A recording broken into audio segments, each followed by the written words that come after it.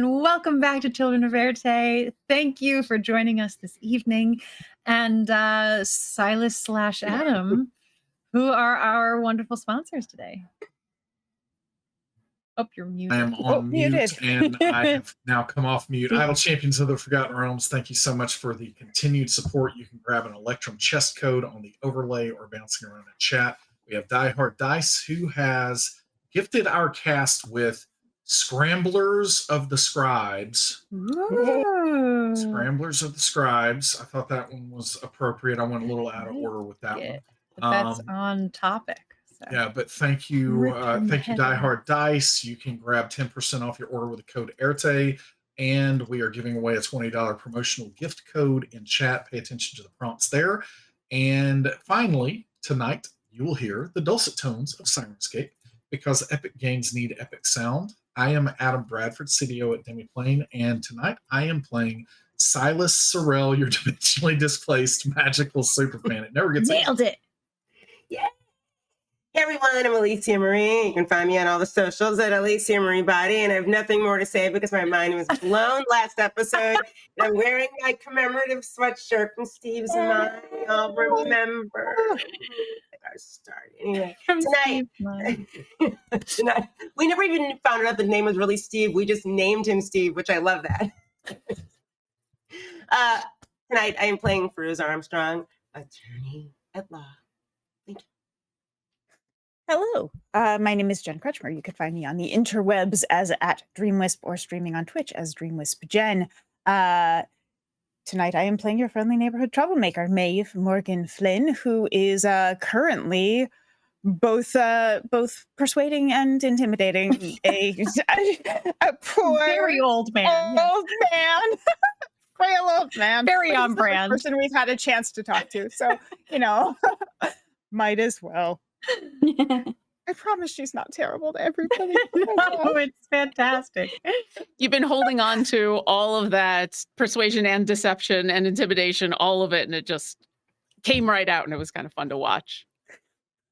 I had fun watching it. Who am I? I'm Lauren Urban. I'm the content manager at Idle Champions of the Forgotten Realms. You can find me at my website, lauren-urban.com, because it's easier than all the socials, which are there. If you go to my website, it has links to all the socials. Tonight, I'm playing Carolyn Stern, who, despite the fact that a lot of the things that she thought were the case in the whole story beforehand were true, has a weird, bad feeling about everything. She's never been she's so upset to be right about a bunch of things. Hello, everyone. I'm Hope LaVelle. You can follow me on the socials at the Hope LaVelle.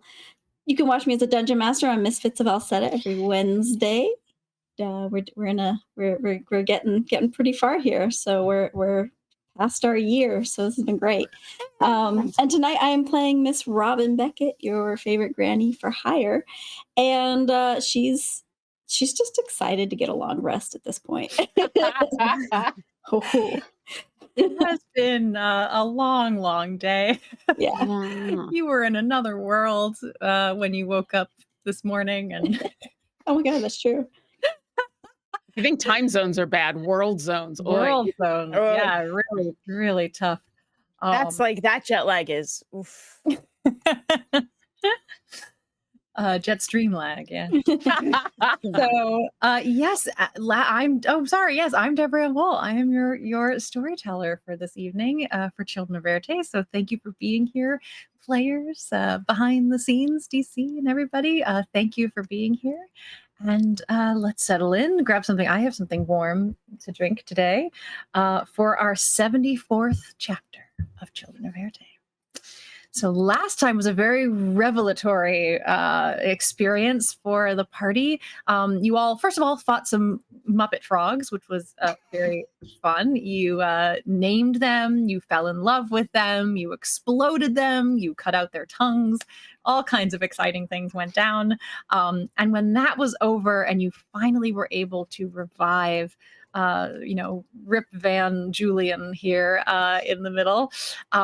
You got some confirmation of some things you had been suspecting, as well as some new information about what is expected of you and what you can do to truly save these worlds and in turn then save Éarte. So with that, Julian kind of, the last thing you've been talking about is whether he was trustworthy. Why should you trust him? Maeve had asked. And, he sort of said, you shouldn't, or I can't give you any kind of reason for that, other than to say that he trusts you. He thinks that you all are really the answer, and he will follow where you lead and offer what support and information he can. And Maeve just reminded him to keep in mind how tough y'all are. So he's very impressed by your confidence, we'll say. Our pluck. I was going to say chutzpah, but that's not everybody is from Brooklyn. So. I love that word. A good chutzpah is always appreciated. Got moxie. I'm from New York. I love that word. Yeah, me too. So, up to you. What would you like to do? I think Robin will take the time to build her sandcastle for everyone. This time it kind of represents a little more of the sandstone that we're kind of surrounded by, to kind of, blend it in a little bit. And something about this sandcastle, she's kind of styling it a little bit after her home in the 1950s or whenever Julian might have been in Éarte. Yeah. To kind of give him a little bit of sense of home, or, so just a little flair. Doilies on the back of the chair. Yeah. So Afghans on the couch, and those rag rugs, circular rag rugs, like the perfect post-war hospital corners in the beds. The kind that no one but the folks of that era can make. Yeah. Yep. Jeez. I don't think they had fitted sheets. Maybe that's why they do it. No, it's magic. I learned from someone, though, a pro tip, which is you stitch right in the center of the sheet a little a line, and you can figure out how things should line up. Wow.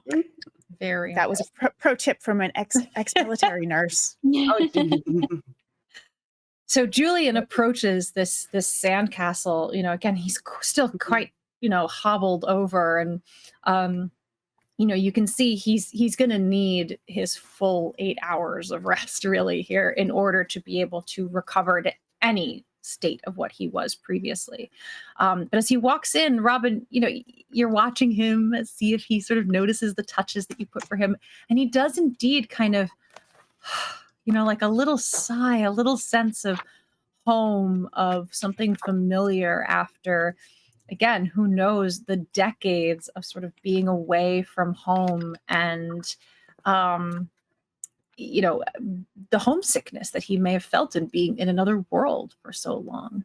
And he pretty much finds one of those little doily covered chairs and curls up in it and closes his eyes, because his, whatever he was doing in that circle, it was not sleeping, it was not rest. And so he is ready for that. Maeve pulls out a flask and sits down at the table next or across from him. Cool. Puts 2 glasses on the table. More if other people want to sit down, but specifically clunks down 2 for her and Julian. Yeah, Neb will be kind of the last person into the sandcastle. You see, she kind of lingers outside, kind of looking around. But then when she enters, she'll join the 2 of you, and will accept a little glass if you have. She'll pull out her Polaris mug and put it on down. So pour around. Julian will reach forward. Like one. Yeah, he'll take it. He'll take just a little sip, and you can see he sort of flinches. It's been a long time since he's had any liquor, but then he smiles and sort of goes, that's the good stuff. So a question has been bothering me for a long time. Where was the silver compartment on the train? Ask that. I'm sorry to jump right into it. It's been there at the back of our minds for a week. He says, you should have seen it. Oh, it was fantastic. He says, we lined the entire bottom of one of the cars on the train. I believe since then it had been renovated. So, our old quarters, I think our bedrooms had been turned into compartments, but the other train, which used to have my study and our lounge and our guest quarters, the fantastic dining room that we used to have, that entire floor of my office space was lined in silver on the bottom, and that was so that I could conduct my experiments with planar magics without actually opening planes that I didn't want to and falling through. So it helped just contain my magic to that laboratory. So silver contains that kind of magic? It did at the time, yes. That actually brings up. Go ahead. Oh, sorry. I just had to ask. So was that the mirror? Was that why you put her in the mirror? Because of the silver lining Would help the back of contain the- her, precisely. Huh. Clever. So, how long were you on Éarte? Do you know? I was born on Éarte. I lived there 30, 40 years before I met Ivy. And she recognized me right away as the scribe. I didn't know myself, but she taught me, helped me learn. And I learned how to open these portals into these other worlds. I got fascinated with the magic. We hid ourselves away, just experimenting and learning and honing my skills until, as I said, we could no longer pretend that Tyver and these realms didn't need our help. So you actually learned your magic while on Éarte. Some, yes. Okay. And did Ivy still have her magic? I know you've talked about her personality and who she was and what she was doing, but just the magic that she could do, did she still have that the whole time? She did. It changed. She could still have little tricks. She was always a little cold. You could give her a hot, mug of soup, and if she just held it for 5 seconds, it would cool down. There were little things that would expose who she was, but while she was on Éarte, she really found her human side, accepted it, and grew into it. Took on those powers. Okay.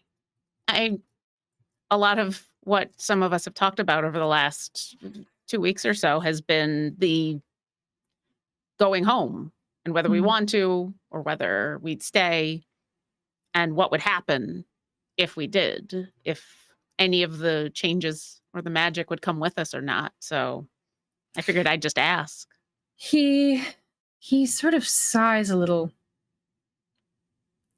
and he looks at all of you and he says, I almost am afraid to say this, but it was something we all agreed on, those of us who chose you, your loved ones who nominated you for this responsibility. They chose you because they knew you capable. They knew that you could. But we agreed there must always be choice. That at any time, if you wanted to turn back, you could. And so I feel a duty to offer you now. If you do not wish to go forward, I do not wish to force you. Well, I'm going forward. I always knew I was. I'm seeing this to the end and then beyond. I don't know if I don't know if I could go back if I wanted to. And Neb absent-mindedly scratches her leg with the claw on her foot, covered in scales, and then looks at the rest of you. I mean, it does seem like a bit of a compelled choice there when you're going, oh, the fate of the universe is on your shoulders, but you could just leave. It just, that doesn't seem quite like choice. Well, he looks at you and he says, and again, this huge smile comes to his face as you explain it that way. And he says, you would be surprised how many people the choice to go home would be easy. it's hard because of who you are and the duty and the responsibility that you feel, which is what makes you great. For what it's worth, I've met a lot of people that would have said no to all this. You also have the people we care about here. So Yeah. I'm not holding them here. I know you cannot trust me, but or you feel. well, I mean, even if you take away the fate of the universe, you're saying that people we care about can either definitely die or most likely die and be here. Again, this seems like it's a clever way to set up for people to be forced into doing what you like, but it does seem like a compelled decision. Again, perhaps we should be blaming our loved one. Well, he don't smiles. He smiles, almost again impressed by this logic, and he sort of says, it was Will can always choose to return. I mean, at this point, I wasn't there, so I can't cut him a hole. But there was never. They volunteered their help. In fact, we asked Will if he himself wanted this job, and he said no. He did not want that's probably a good decision. But he thought maybe you were stronger.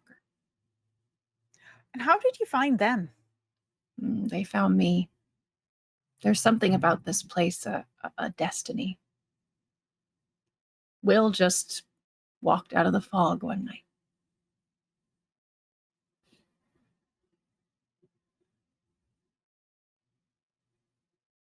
Are you going to stay, Maeve? For now.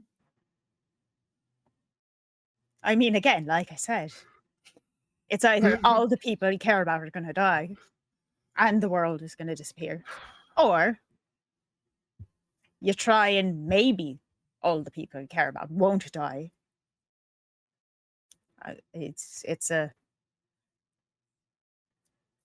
Well, Maeve, for what it's worth, thank you for caring. Never said I cared.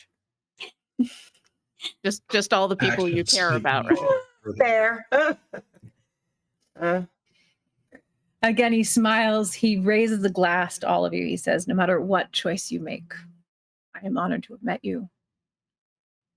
I know you will do what is right for you.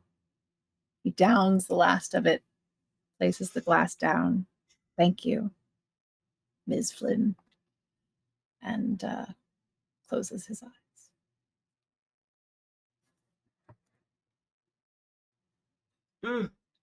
We've been I'm catching some sleep too, if anybody doesn't object. What? Is he wearing a wedding ring, you Is asked? he wearing a wedding ring? So he's wearing almost nothing. He has no jewelry. His clothes are clearly just like his undershirt and box. Like he's really been stripped bare. Does he have any mark where his wedding ring would be? Investigation check. Yeah, we're just believing he's Julian. Why would he lie? I'm not saying that he would lie. What I'm curious about is if he tried to keep it on and if he had worn it for years. Like, because, if you wear a ring all the time, you get scarring sometimes, or you get a tan line. I mean, obviously he's indoors, but I think we know that Ivy continued to wear hers, but it ended up inverted. And I'm just curious about if he felt the same way or not.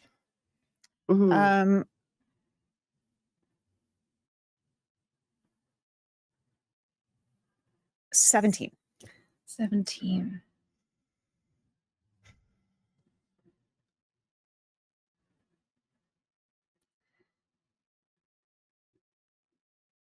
You think you see something, an impression. Whether you could tell how long ago that was, how long he wore it, any of those sort of details, they're not coming through. But his ring finger on his left hand looks a little different. There's an indentation there that is not on his right.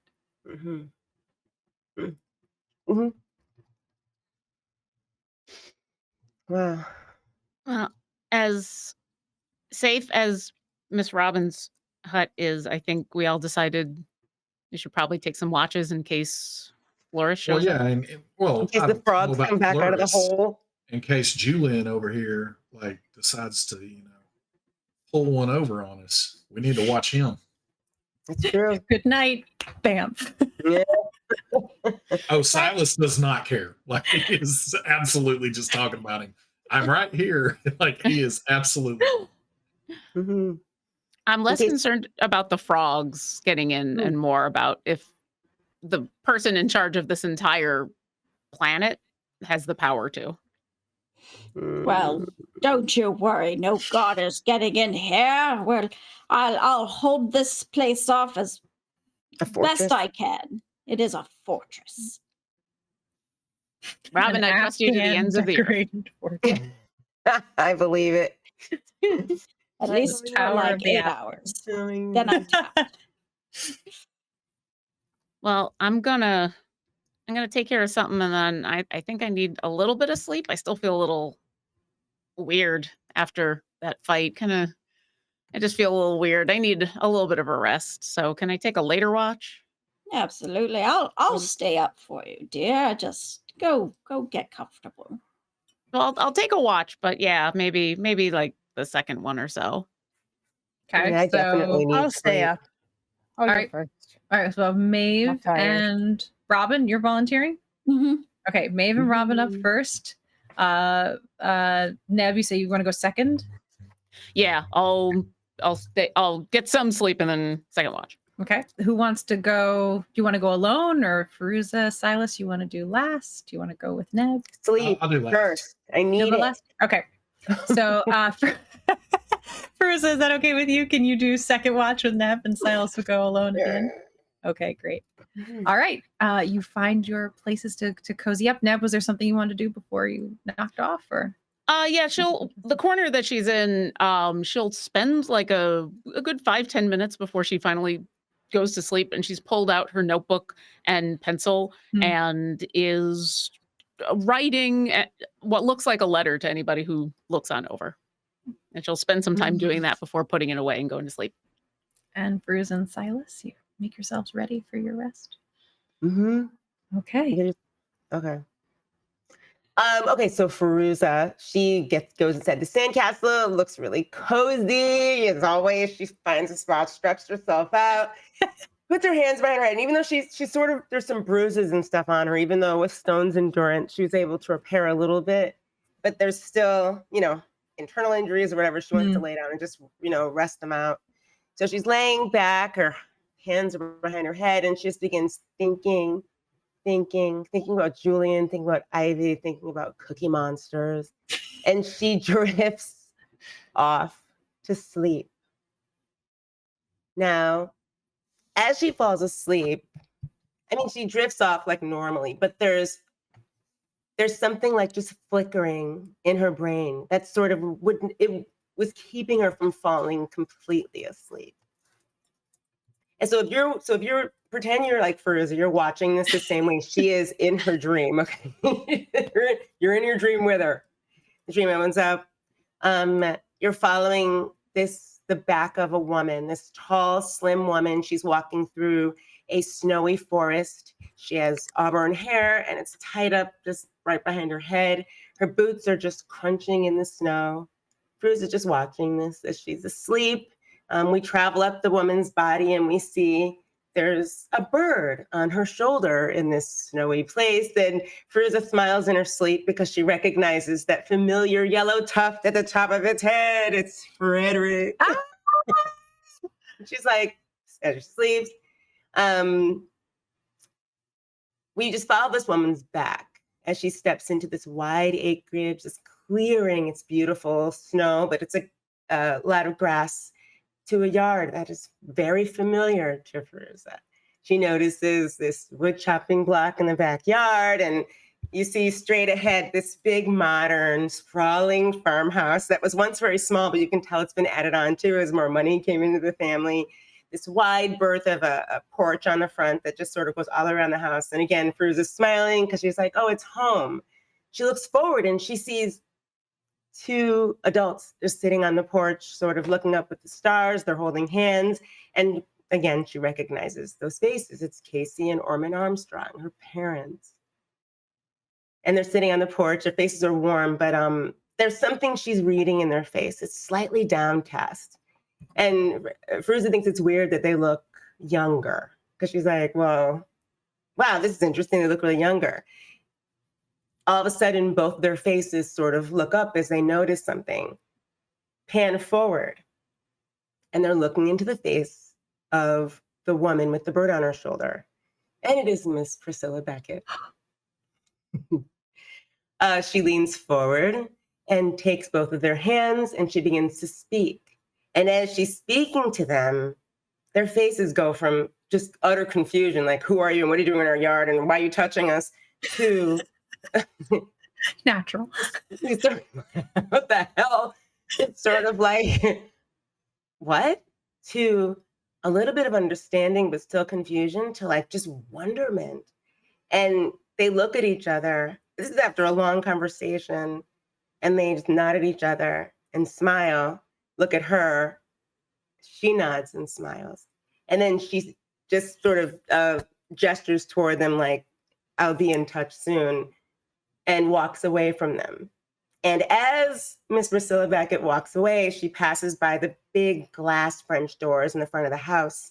And the reflection you see is not of Miss Priscilla Beckett, but of a regal storm giant with hair that's pulled back and behind her head. And she's wearing clothing that is sort of like resembles something that would be, I mean, if you could think of what a high council would wear from. But again, you're seeing what looks to be a human. So Fairuza, in her dream, she just starts running after. What is this? What's going on? Excuse me. Miss Priscilla Beckett turns to her with a smile. And she puts her finger to her lips and starts whispering to Fairuza. And in the dream, outside of the dream, Fairuza's face is just twitching because she's sleeping. After all this whispering and telling whatever she's saying to Fairuza, she ends with, you are needed. One more test, because the dark ones are coming. And she says, it's almost time. And then she begins breaking apart like pieces of sandstone, crumbling to the ground, and it fades to black. But as it fades to black, these eyes open, and they're yellow. And they seem to just focus forward. And this rumbling noise, you hear it in the background. And this voice coming from like the deepest depths looks just right at you, whatever, and says, it's you. And Fairuza wakes up. Whoa. When it's time for her to wake up. Whoa. So while Fairuza is twitching in the corner, having a whole quarter life crisis here. Wow. So yes, in the next 2 hours or so, that'll go down. Maeve and Robin, you both are awake with your watch. What would you like to do during that time before Fairuza starts awake? I think Robin, having looked over and kind of glancing off at Neb before she was going to sleep, kind of writing down what looks like a letter, a little light bulb kind of goes off in Robin's head. Oh, right. And she's going to pull out the letters that she has left, and she's going to look through them, and one kind of dawns on her a little bit, like, yes. And she's going to go to Maeve and just be like, this is for you. And she'll just hand you a letter in an envelope. You take a look at it, Maeve. It's addressed to Ivy from Julian. It has a postage from Zaire. All right. Should we be giving this to Julian? Something tells me it's for you. All right. And I'll flip it over and open Do it you up. use your letter opener? I will use my letter opener for the only time it will actually be practical. I take was that, waiting and it so- stays the same size. I was so excited for this film. So yeah, you swipe it open, you pull out a piece of paper, and at first you're confused because it's just a bunch of ink blots. Like it looks almost like a weird sort of Rorschach, like someone spilled some ink and then folded the paper up and put it away. And as you unfold it, it's just these weird sort of ink blots. And a memory comes to you. There's something about these ink blots that reminds you of Will, especially having just heard his name recently. Maybe it was tears on some ink. Maybe it was a hastily scratched letter. But out of these ink blots and this thought of him, words begin to appear. They read, "What's up, trouble? I guess you're pretty mad at me, and I can't say I blame you. I know the last time we talked, stuff got real, but it was that night I found myself pulled into this madness. Turns out there's nothing special about me, but you've got a destiny or something. I always knew you were bound to do something great. I'm just trying to help give you a push. You can kick me the next time we catch up."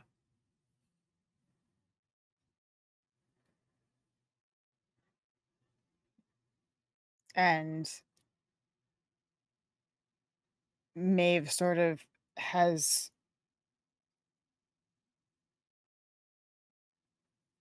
pulled her sweatshirt kind of tight around her, and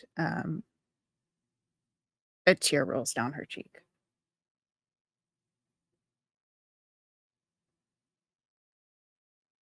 And she folds the letter up very carefully, very delicately, and puts it in the envelope and sort of clutches it to her chest.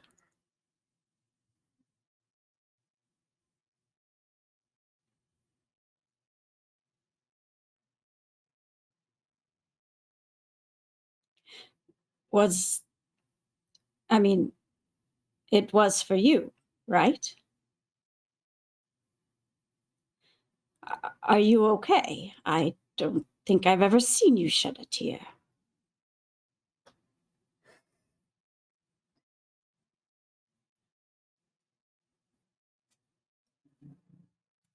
I don't.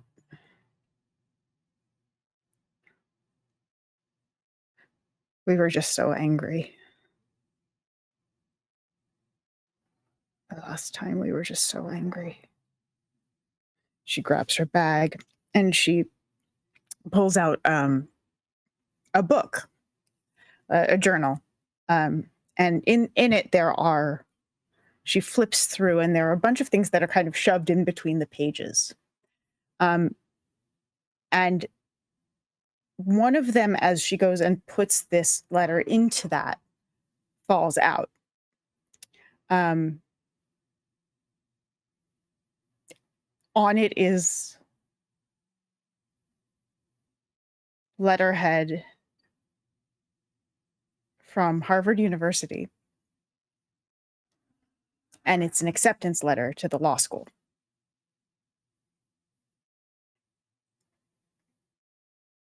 And she sort of hastily grabs it and folds it up and puts it back in. Would Robin have seen it? Yeah. Okay. Harvard Law. Must have been Fairuza's. I mean, I would maybe suspect you'd take a trinket or two from Fairuza, but I can't imagine she'd be carrying around her acceptance letter. Well, actually, I could believe she'd be carrying her acceptance letter, but I don't. Probably a frame in her bag.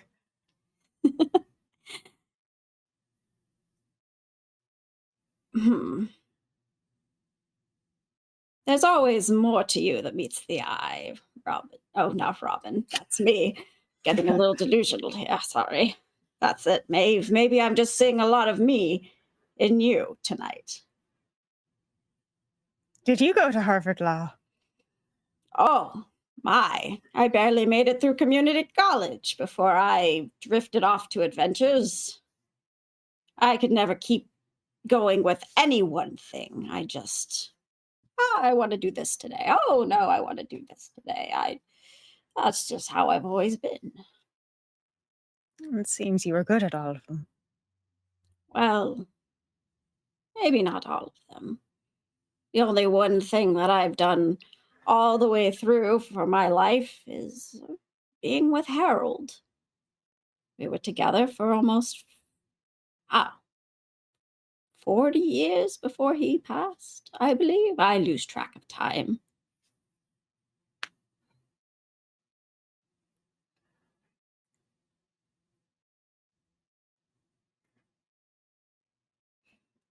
Didn't you feel like there were things you should be doing, though, instead? Or didn't it? How did you stay put? Well, Harold would always call me his little hummingbird because I just couldn't keep still. Even when we were together, I wanted adventure and to try new things. And the only way I could stay put was if he came with me. And that was my way of staying put. And he understood that. And that's why my little nickname for him was my piece of home. Because no matter where I went, I felt grounded. Grounded to him.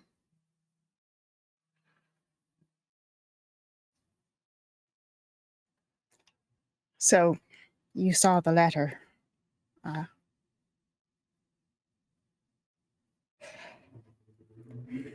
What you didn't see was these. And she pulls out 4 other acceptance letters, all to top tier law schools. Maeve, you wanted to be a lawyer? Or want to be a lawyer? What is this?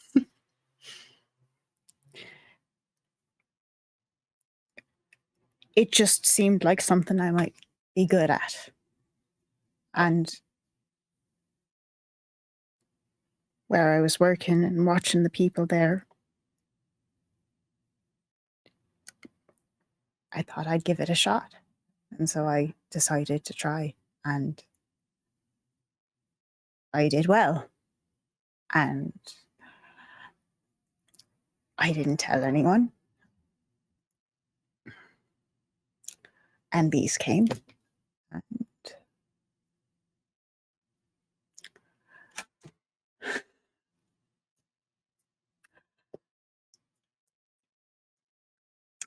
I didn't know what to do.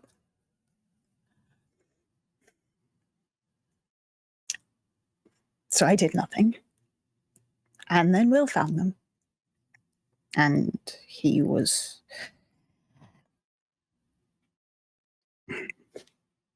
not happy, to say the least, when he found out that I hadn't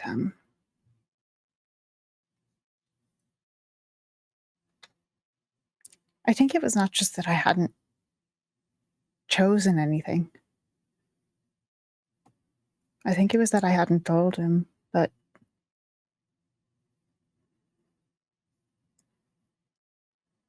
if I got it wrong,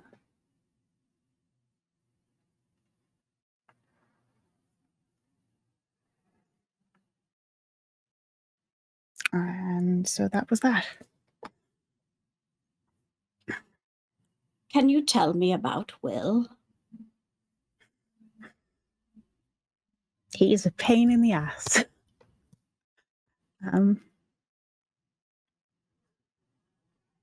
We met when we were kids. My mom was stationed on a base, and we met there, and I was there for a long time comparatively. So we got into a bunch of trouble together for a long time. And then again, my family moved, but Will had become a good friend, and he was the only person I really stayed in touch with. And then he decided to go to school. So I decided to come back and go to school near him. And we did that. And then when we finished, I didn't care where we went, and he was going to New York. So I figured, why not? And we went to New York. And it was great to be near each other for a while. Then he went back when his internship finished, and I stayed. But he came to visit that last time.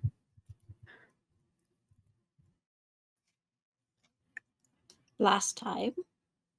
The last time when he saw the letters, and that was it.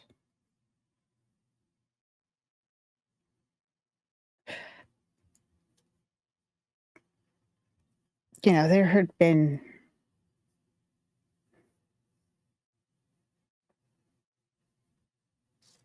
he's just really special.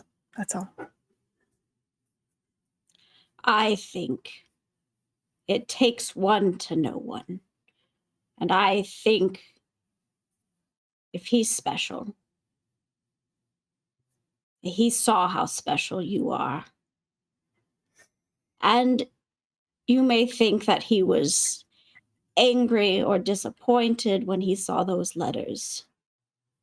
Oh, he was. But what reason do you think it is? What reason do you tell yourself why he was angry?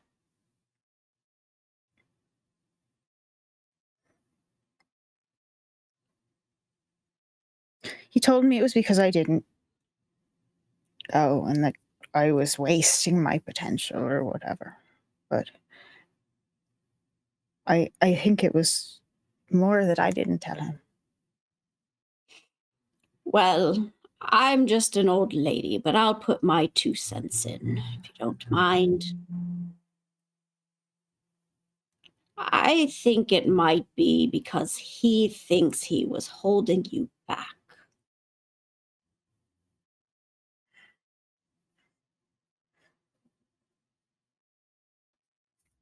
Except he's always been the one to push me forward.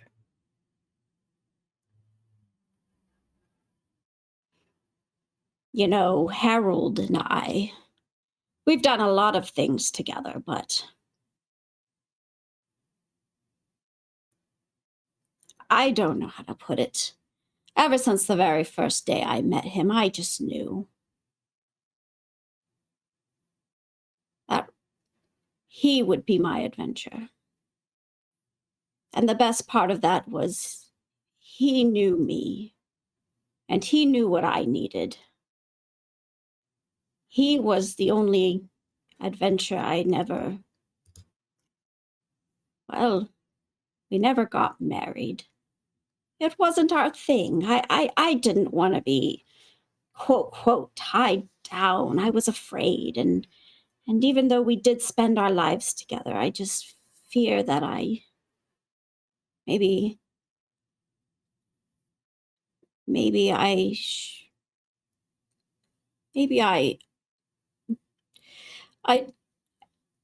and Robin kind of stops and just doesn't complete the sentence. Do what? Oh, it's not important. But this Will, he seems to be more special than we realized. What with Julian saying these things. It's all beyond me. I think you should know that Will still loves you deeply, if what Julian says is true.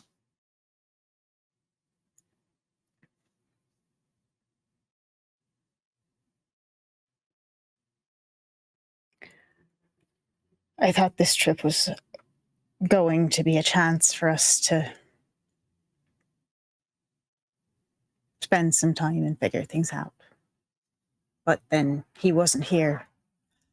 And then we were going off into the cold. And then we were going off into wherever the hell we are. And it seemed like maybe it was a prank and maybe it was revenge. And I don't know. Oh, Maeve. I think you're afraid to trust him. You are afraid to trust a lot of people, I think. A coping mechanism, maybe, but I do wish you could sit back and look at things and see that maybe trusting Will, well, I trust Harold with my life. I always did. I always knew he'd be there to catch me if I climbed too high. And I think everyone needs someone like that. And he sounds... When did you know with him? Oh, from the first moment when he gave me my first bouquet of flowers, I knew. Because those bouquets, those flowers were made just for me. He didn't even know me. But he found a way. He found a way to know.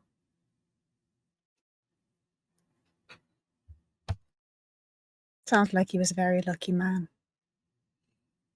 I was the lucky one. Maybe you were both lucky. I think you're very lucky too. As you share these last moments of recognition, from off in the corner, you hear as Fairuza sits up, darting awake from this dream, nightmare, some sort of experience that she is having. Robin, just sorry, Maeve, Fairuza, are you okay? And Robin will run over to Fairuza and check on her. And Maeve sort of like wipes tears away and goes and like does a shot and sort of puts on her sweatshirt and starts like gathering stuff up to go to bed, hides her journal again. And Fairuza just sort of like she wipes some sweat off her brow. And she looks at Robin and she's like, I think I just had a dream. And it was a little stressful. She's like, there is a lot going on right now. Do you not feel that too, Robin? Oh, yes. I feel the crushing weight of 4 worlds on us. Try 6. Oh, I lost count. I'm losing it. I don't want to be that person, but wait, there's more. She's like, yeah, so there was a bunch of stuff like I really need I need time to process, I think alone or at some other moment. But I had a visitor in my dream, and it was the woman who sent me here. I know all of us are having those experiences, right? Like we're seeing the people who brought us here in various ways and mists and whatever. You know what I mean? Well, I had a really interesting one, and it kind of proves that my entire existence has been orchestrated, but whatever. When in my dream, after she laid a bunch of information on me, she asked if I had any questions, and my mind was blank. But there was one thing that just always stuck in the back of my head. And I thought maybe it was just whatever. And it was always the fact that, I don't know, you have the same last name as the woman who basically was she was my mother before I was adopted by my parents. And I the last name Beckett, that's kind of a common last name, isn't it? It is common. I don't know. I just thought it was a happy coincidence. I thought it was very interesting. And because my mind was blank, and when she asked me in my dream, I guess it was a dream. I don't know what anything anymore. Was it a dream? Was it real life? And it was just another plane of existence? I don't know. But I'm assuming it was a dream with information. That's why I'm taking everything nowadays. Yeah, asked me this 10 days ago, and I would have just said, oh, you just had a weird dream and you're crazy. But now I'm realizing that there's something deeper going on. But I said, I have a question. Why do you have the same last name as Robin? That's the only thing I could think of at the moment. And she smiled at me. And she said, when you were put in my care, and I had to bring you from Mayor, which is where you are from, to live in Éarte so that you be protected, so that you can grow and become strong and learn who you are and become what you are, so that you can go back and be the hero that you are meant to be. I had no idea what to do with a child. I don't have children. I don't have children. So I remember I was walking around Éarte in this weird town, small town, and there was a bookstore. And I walked in, I said, what, do I get a little kid? And there was a book in the window that was a bestseller, I guess, at the time. And the woman in the bookstore just handed it to me. And I was like, okay, this, I guess, is what people on Éarte have, these little books with drawings and things in them for children. And the book was written by someone named Robin Beckett. And my name is Narinda. But I just took the last name from that book that I read to you when you were a kid. Do you remember? It was called Princess Iridescent and the Cartier. And I honestly didn't know what to choose for a first name because I wanted to sound like a human being from Éarte. But I thought the name Priscilla sounded like a princess name. So Priscilla Beckett became my name. And this is what you told me in my dream, Robin. Could that be some sort of a figment? Just help me here. This is a lot. Fairuza, if I didn't believe in magic, now I definitely would. After I fireballed my friends, I didn't believe in that.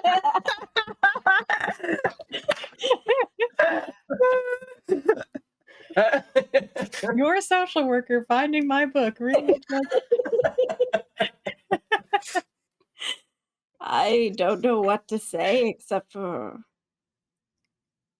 I mean, I did write children's books as a kid, but I don't know.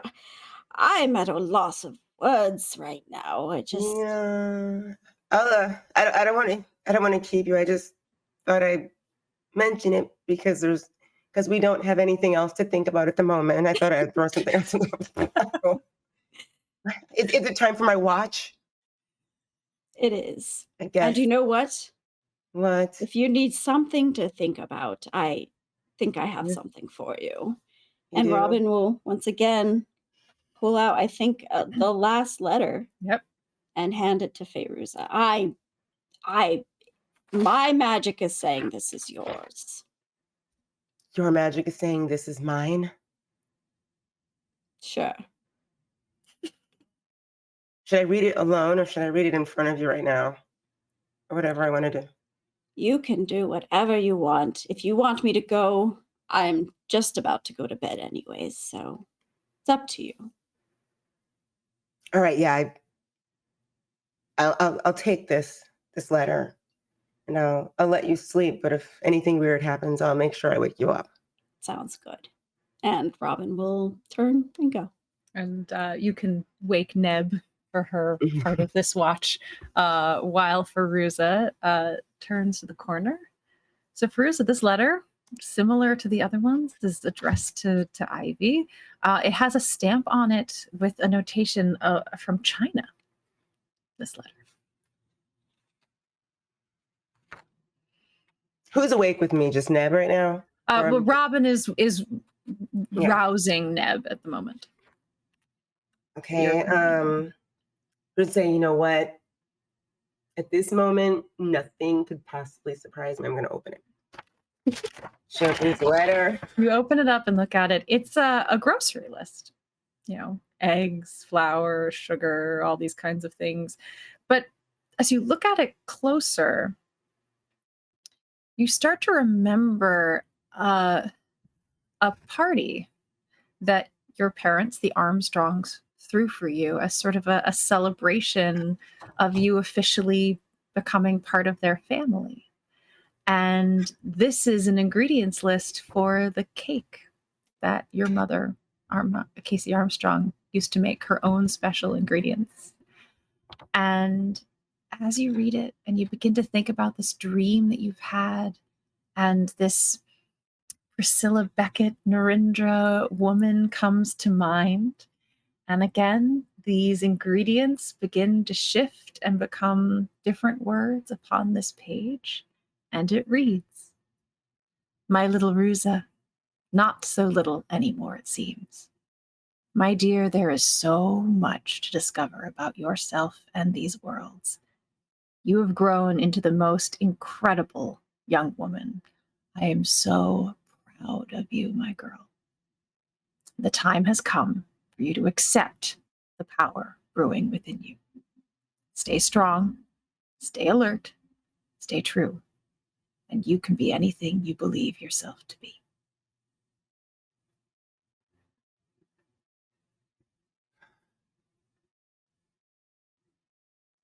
Fairuza's just looking at this, and then like tears start dropping out of her eyes, and they start blurring the paper in front of her. And she like quickly like wipes them away. She doesn't cry very easily, She's and she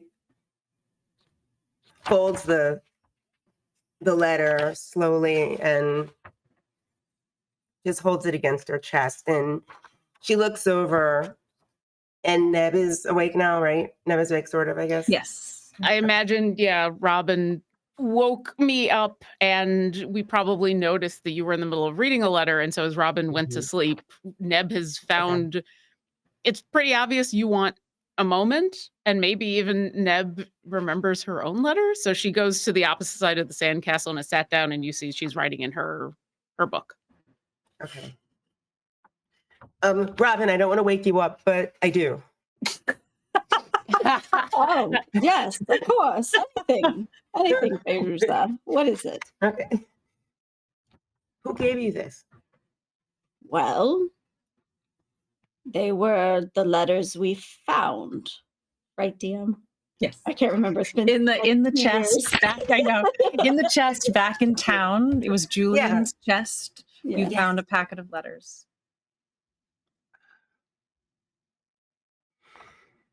All right, you can go back to sleep. Sorry. I just wow. And she's gonna just walk over to Neb and say, like, she's gonna be like, how are you doing right now? It's kind of a very interesting question. I don't know. How are you? If you had asked me 10 days ago if I wanted to go back to the life that I fought to build and be a part of and create for myself, I would have said, of course. Are you kidding me?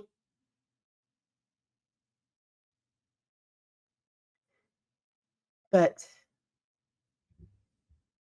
I now realize 100% for sure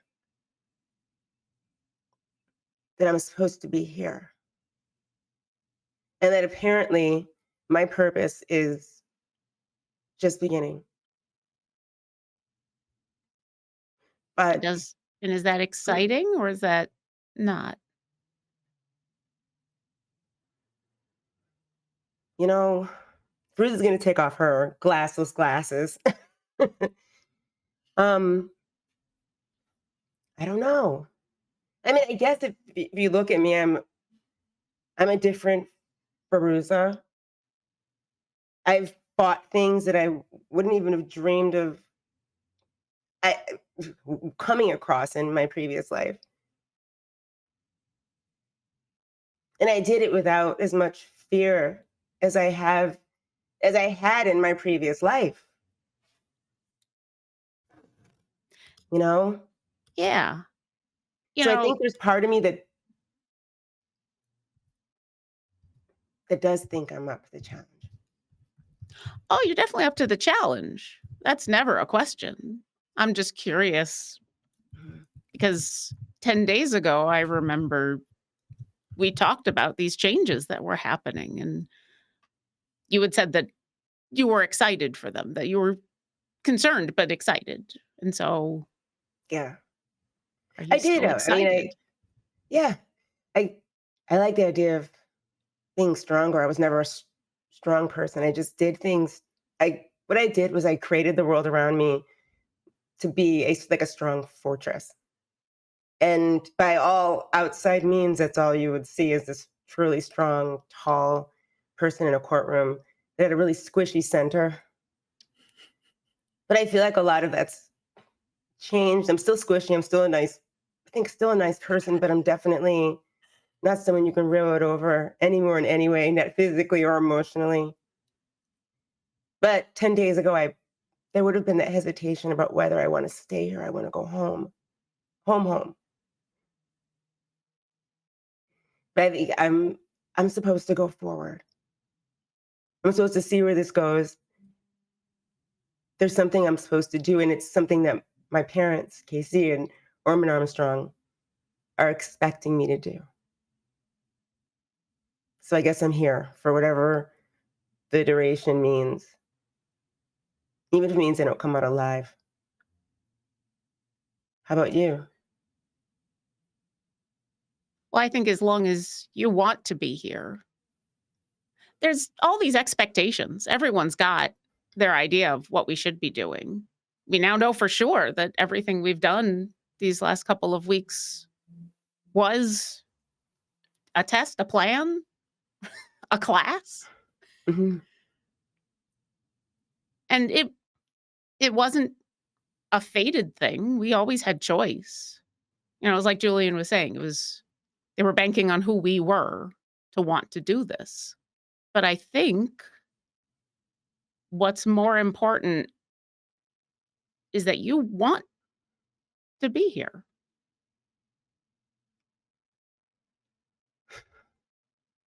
Bruce is going to dig really deep down inside of herself. And she realizes that even if she wanted to pretend she was the person she was 14, 15 days ago, she couldn't try. This is where I want to be. Yeah. That it can't all be a bad thing, right? Nah, I like taking up more space. This has been interesting. I'm giving you more space to take. So I think between the two of us, I think we're taking up the same amount of space. How's your skin, by the way? You mean skin or scale skin? Because there's a Is it difference. sweating? Oh yeah, absolutely. I don't think it's going to stop at this point. I don't know if I'd want it to. I don't know if I care if it does. It's kind of fun to see what's happening. It's kind of fun to just try new things and be excited about it. And if I ever don't like it, I can just change into something else, right? Who do you think you're turning into, or what? Any idea? Like when you think in the deepest recesses of your mind, what do you think? Do you see anything? Physically, I have no idea. But you talked about how different you are from that person who got on the train. Yeah. I'm definitely different, but in a different way. I kind of realized now that we know the story that we're telling, I was always afraid to be the storyteller, and it's kind of exciting to be the person in charge of the story, or at least one of them. it's a collaborative effort. It's a, co-writing the story. But yeah, the rest of it is exciting. Mm-hmm. I'm still getting used to the idea of wanting anything so badly that I'm willing to give up everything that I was. You are definitely right. And when you had come on over, she had closed the book. Yeah. And she opens it back up again to the page. And it's the sketchbook that she's had since the beginning, the one that has the squirrel from her brother drawn on the front, and that she was supposed to be drawing animals and stuff and using her art skills. But instead, it's got the map that she and Silas drew in the mine, and it's got all these notes about all of the stuff that we had done. Anytime we'd come across a puzzle, and she just had to write things down. And somewhere and the whole bunch of the pages are ripped out and have been turned into kindling for fires and things. But what she opens up to is a page that is very clearly a letter in progress that she's starting to write, that it's addressed at the top to Dear Mom and Dad. And she kind of just opens it up and says, yeah, I'm staying.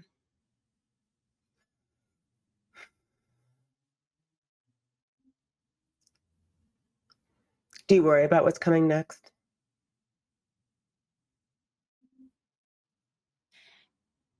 Kind of. I'm not worried about the thing I probably should be. The whole getting attacked thing. I mean, I'm hoping we're not going to have to fight anything, but every time I hope that, I'm wrong. So it's probably going to happen. But in a way, I'm not worried about that at all. What I'm worried about is getting the happy ending to this story, right? Like where we grew up, we're told, that's not how things work, and nobody ever gets the happy ending, and it's never the thing that you want, and here we are, and I kind of want to make sure that happens, and I'm worried. I'm worried that I'm going to mess it up in some way, I'm worried that I was so excited about, like, I thought one of the stories that we were telling was this long, amazing love story between a scribe and a leader, and the people who change, people who grew and learned to love and learned to become new people. Mm-hmm. I want that happy ending for them, and I don't know if that's going to happen. I think everything you're feeling is, especially right now, completely normal. For as normal as we can be here in this situation, right? Normal. Yeah. Normal. Okay. But I will say that with finding Julian and getting all these answers, it's sort of, if I think before this moment, I did have that little bit of why us, even though we saw our initials on the ground, even though Ivy said it's you all from Éarte. I mean, everything. There was still always that for why us. So now we know that we were specific, for whatever reason, we're specifically chosen. And so far, we've done well. And it's been hard, and we've been beaten up, and we've been knocked unconscious and swallowed and put in things and whatever, slid down. Oh gosh. But we've gotten farther than anyone. I mean, so far. But now we know why, right? Because it's important that Julian told us why. Yeah. And so now we know. Yeah. Because it's hard for And Neb just kind of looks over at where Maeve is sleeping Hmm. and says, it's hard, I think, for some people to accept it, Yeah. but it's not because of any magic. It's because we're the people who would say yes. We're the ones. I don't know if that makes me feel like, well, no. I definitely would make different decisions 14 days ago than decisions I make now. And I think I'm way more proud of the decisions I would make today. Good. But it's interesting, when you looked over at Maeve, Fairuza followed your eye line and saw Maeve. What does Maeve have? What does she have? A bag or something? Is that what she has in her? A bag, Maeve? Is that what you have on you? Bag. A bag. This is her hoodie that she. She's ready.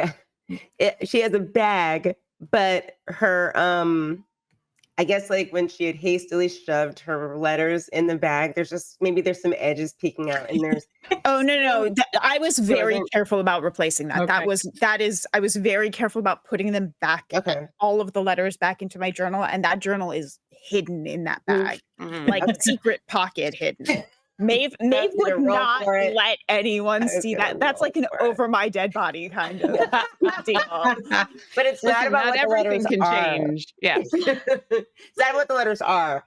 It's just that when looking at Maeve's like sleeping face with is it a mailbag? What kind of mailbag is a bag? Is it just a bag? I guess. I have a backpack, and I have what do I have?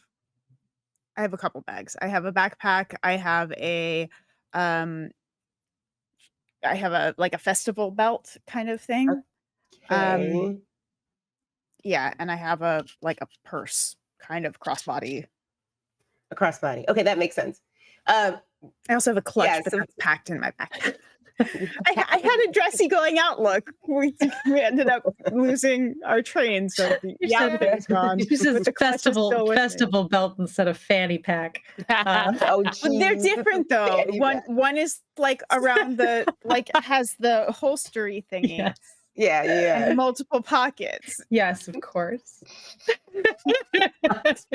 and this it's less embarrassing for a 22-year-old. Of course. Yes.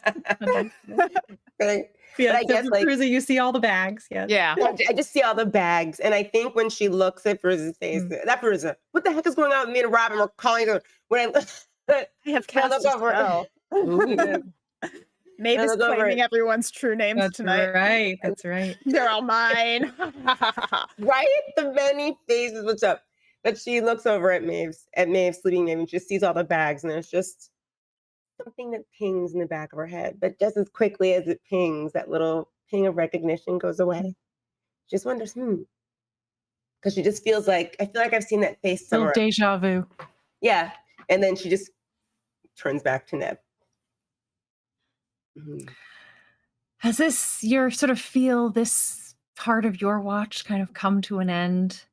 It is now Silas's turn to watch. You can finish your rests.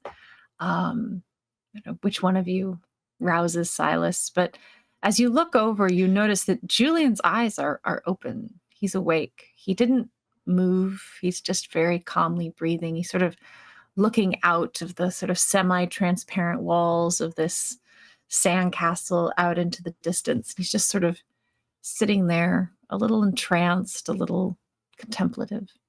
I think as we realize that we got to change over for the watch, Nebel stand up and stretch, and then look a little, I still need a couple more hours.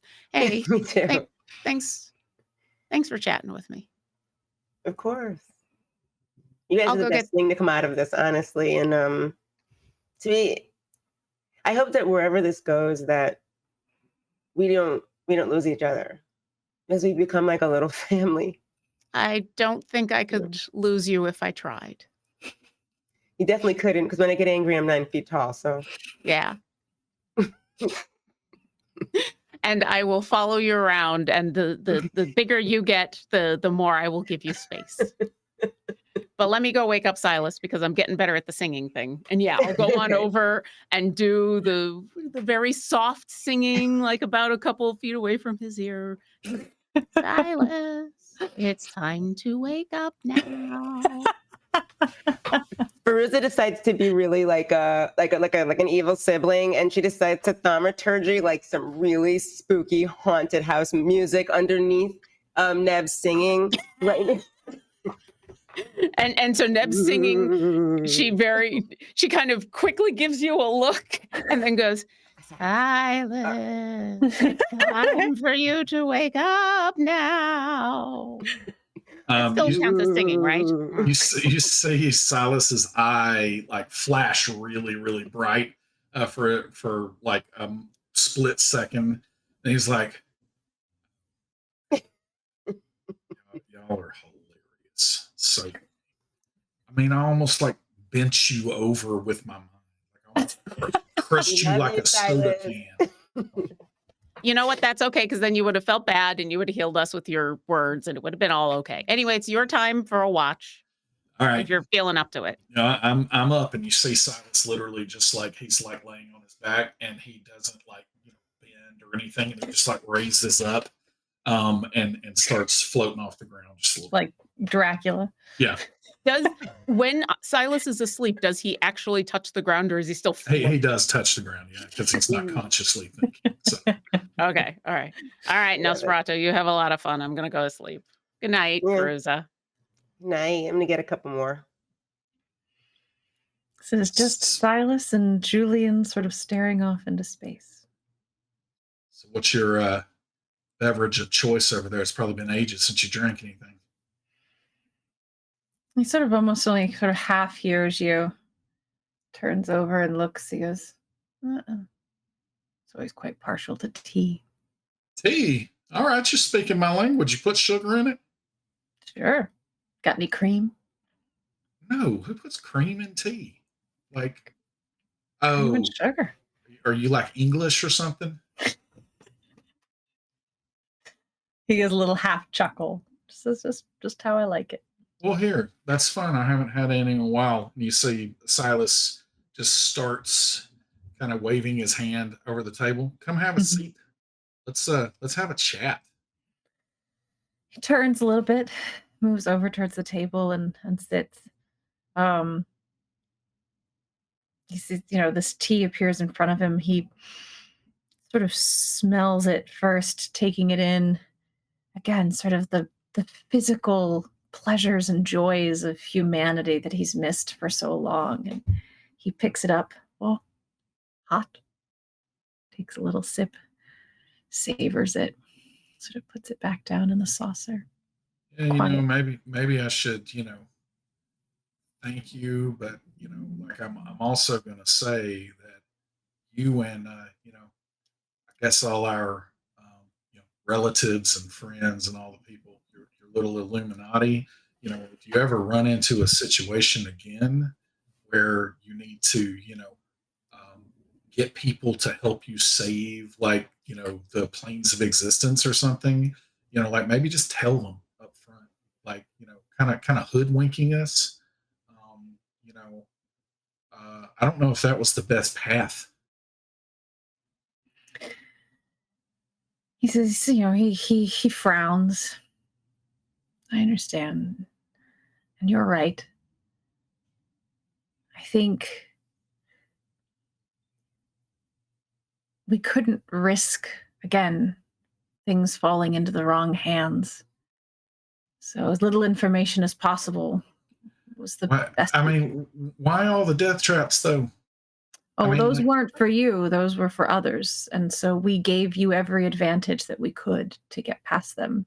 The creatures are just the peoples that inhabit, the creatures that inhabit these worlds. Speaking of that, what's that thing in the water?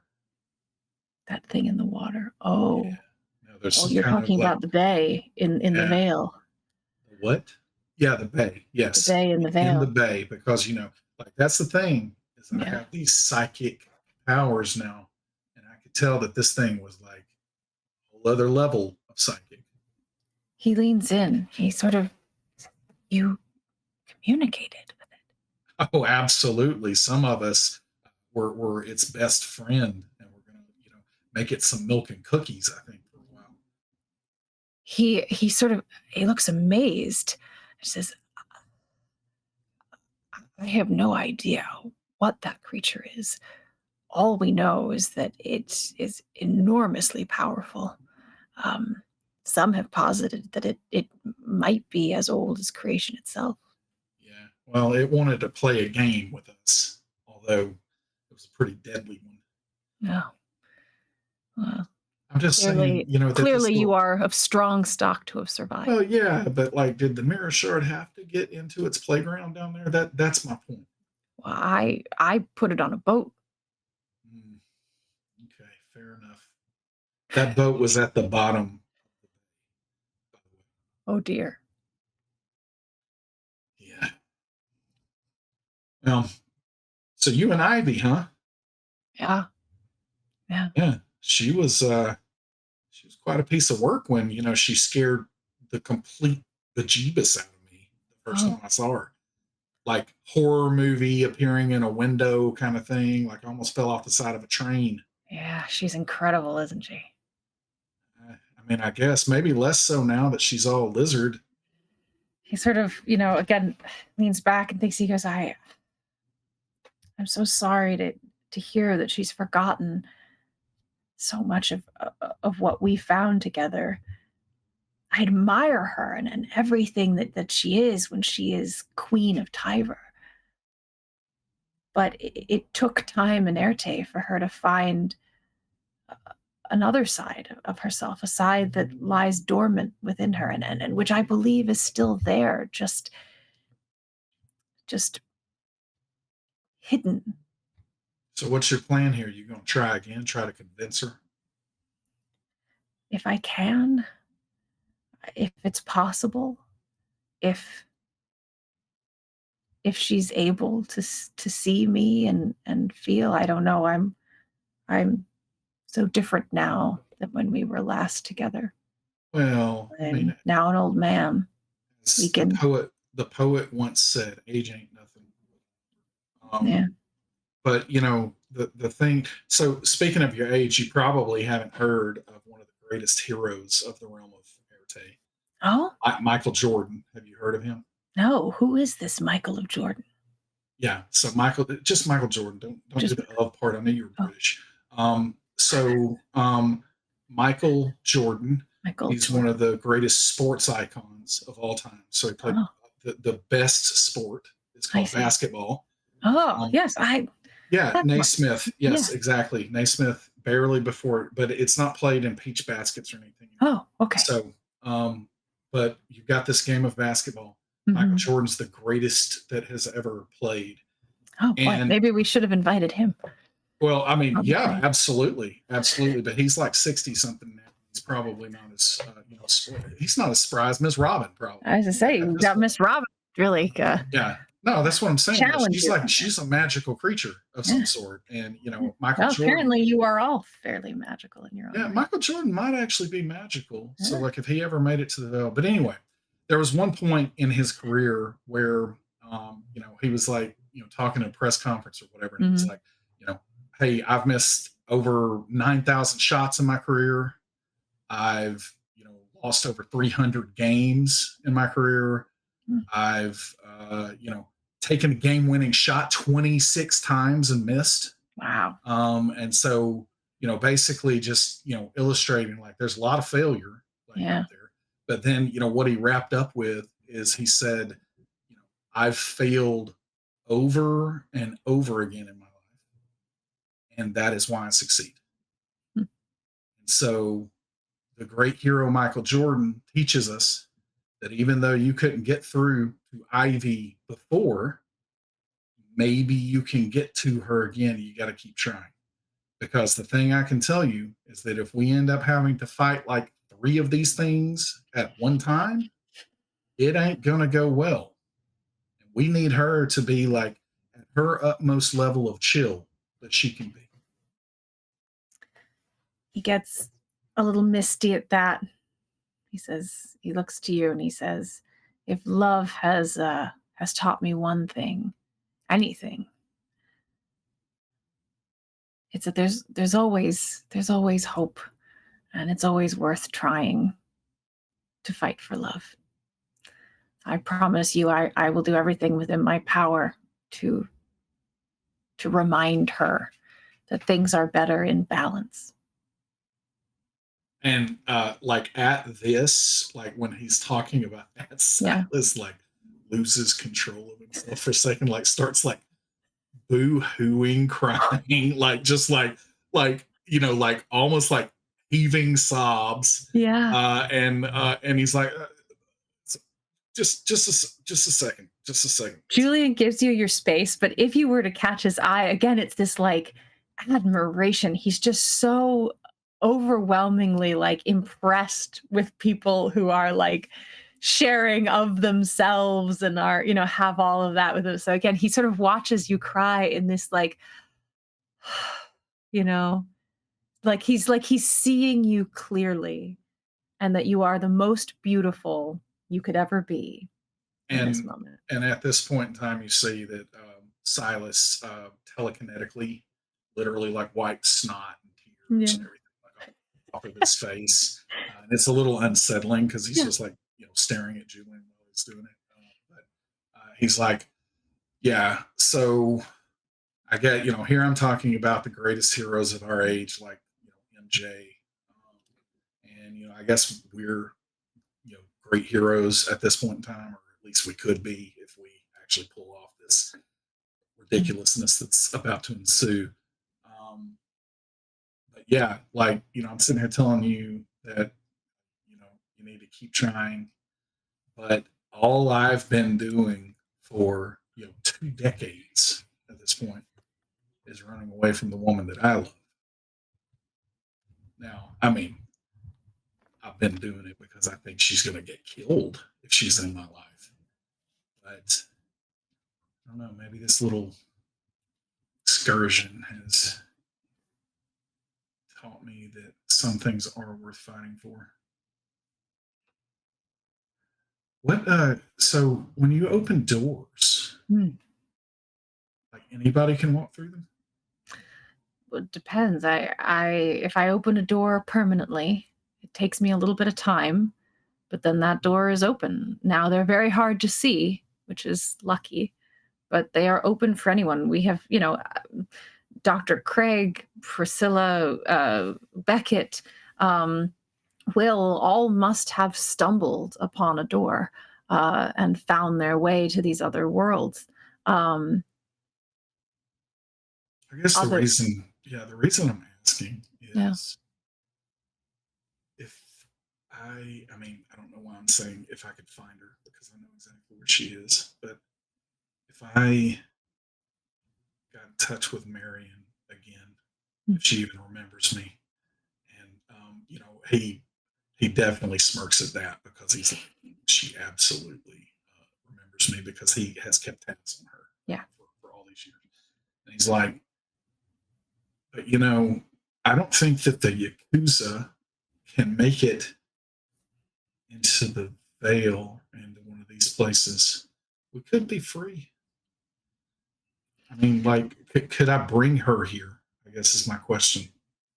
If she wanted to come. He smiles. He says, "I'll make me a deal. If I am able, if Ivy returns to me, you will try." Hey, yeah, I'm with you there. Deal. Silas like spits, and he telekinetically holds the spit between him and Julian, and he puts his hand up next to the spit. Yeah. This is like hit my hand, like it's like a high five. Right. So again, Julian smiles. There's something very human about that. He loves it. It's right out of the first half of the 20th century. He's also gonna spit in his own hand, and you high five, spit through the air.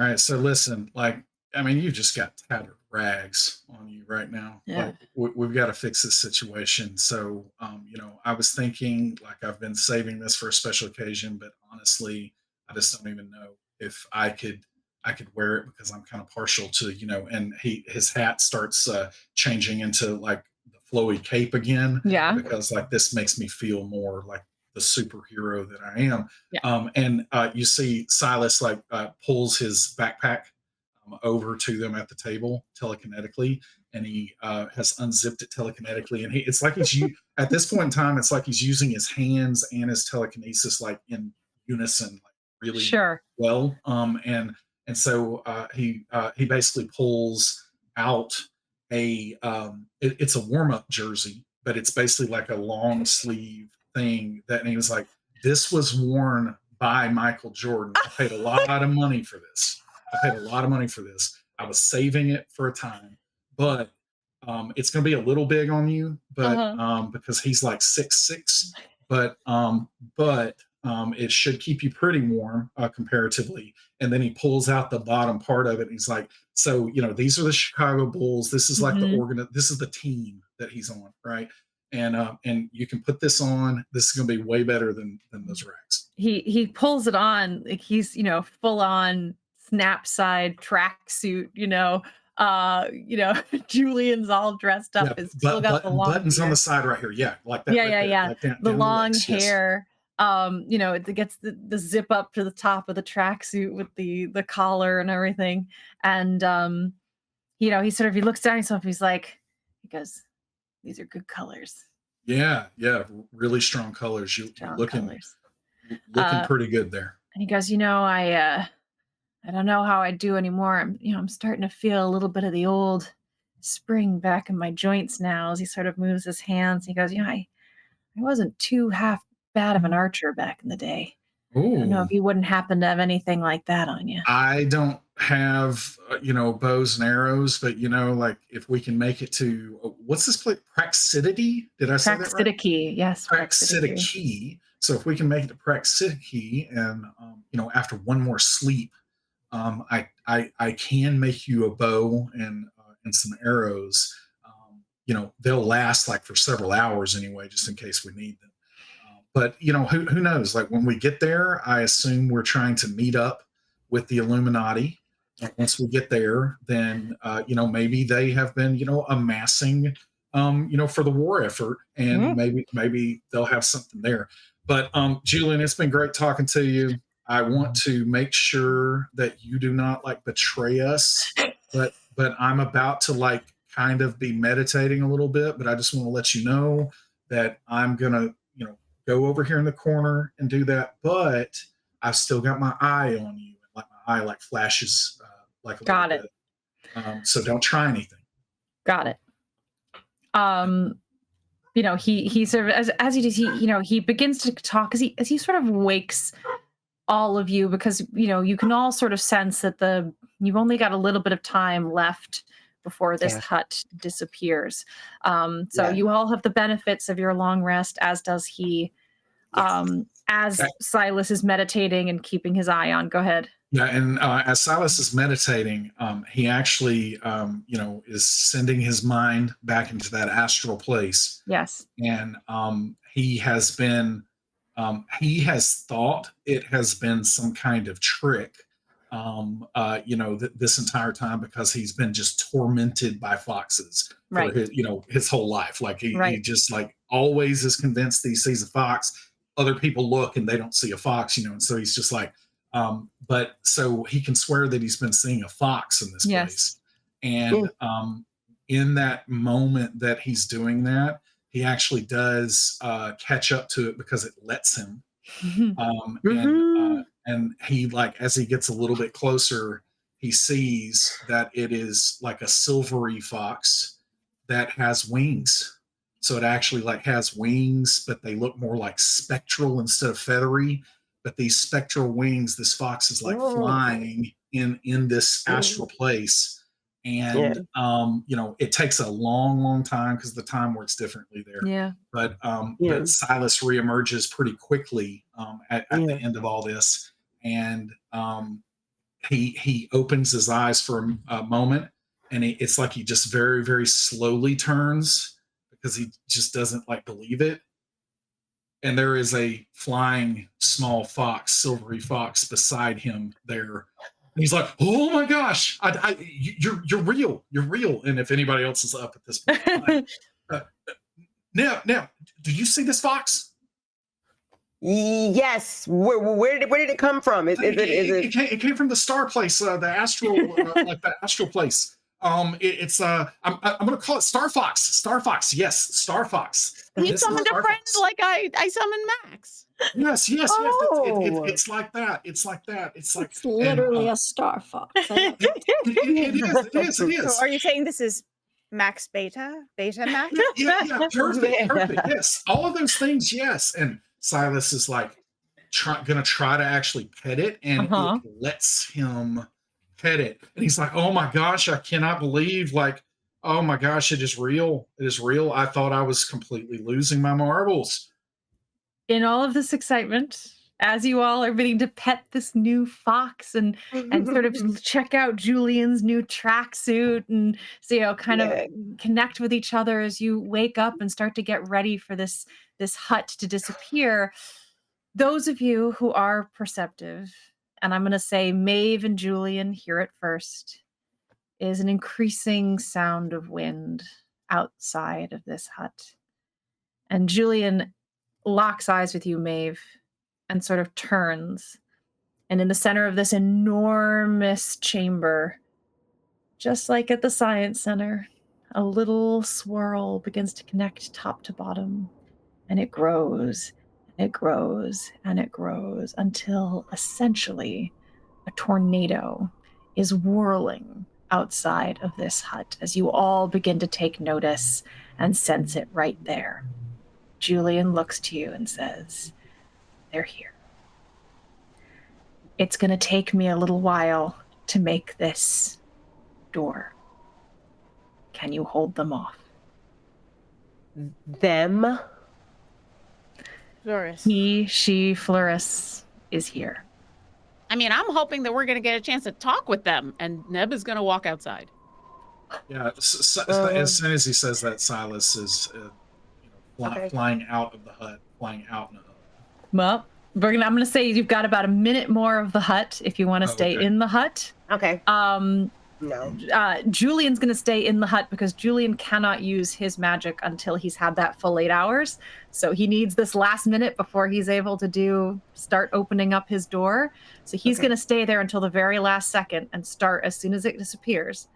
You run outside, Neb? I gotta walk. Walk out, okay. Walk and then see the giant whirling tornado and go, Floris, I assume? It is... Zola said to say hi. Oh boy. Floris is spinning faster and faster and faster. As you say, Zola said to say hi, it almost reaches like a terminal velocity so fast that you can barely see it move. There's a crack of lightning in the center of it. And almost as if suspended time now, as if it's gone so fast that it's come around the other side and is now moving slowly. And somewhere in the clouds and electricity at the center, a face is lit up by a bolt of lightning.